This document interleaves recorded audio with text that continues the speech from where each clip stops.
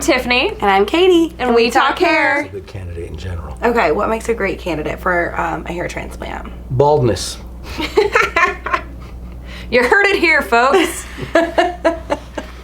Well, there has to be hair loss. Right. All right. Now, theoretically, we like to transplant men over the age of 25, 26 years of age, sometimes 27, because we don't know where their hair loss is going to, how far it's going to progress. Right. So if you transplant them younger than that, it's a guessing game. Right. However, I've started to take the guessing out of it. I'm doing a study on younger people and transplanting between the ages of 19 and 24. We can get into that another time. But basically, age, it has to be age appropriate. So Right. you have to be over 25. You have to have some form of hair loss. Right. And you have to have a good donor area around the sides and the back of your head with viable donor hair that we can use, because that's the permanent hair that's going to live forever. If you don't have those three things, you don't have an ideal candidate for a hair transplant. So what does good donor really mean? Good donor really means you have enough hair back here to cover the scalp. I like to use the rule of thumb: cover the scalp twice. Okay. Okay. Gotcha. I really like to use that, and Yeah. there are many cases that I have been presented which do not fall into that category, as you ladies know. We're familiar. And, so a hair transplant surgeon has to be prepared to say no to a patient. As much as that surgeon loves to do surgery, he or she must say no to patients which fall out of that realm.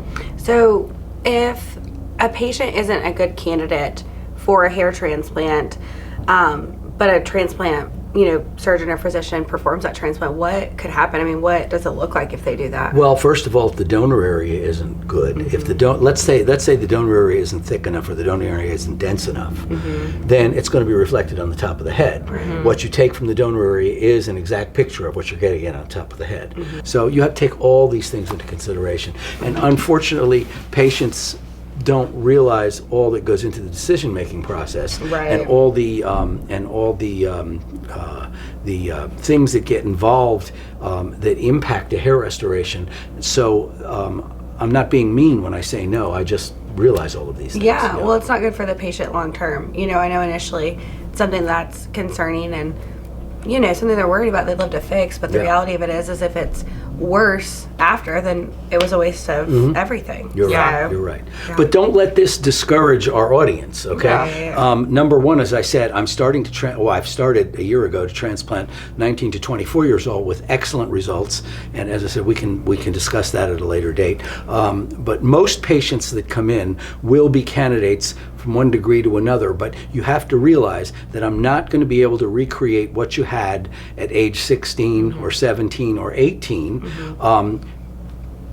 As a rule of thumb, if you come in for a hair restoration procedure, you're probably going to get maximum 60% of what you once had in that area. Okay. Well, I think the cool thing about that is that although it isn't what you naturally had, once, it still looks awesome. Oh, it I mean, does. the coverage is unreal. Yeah.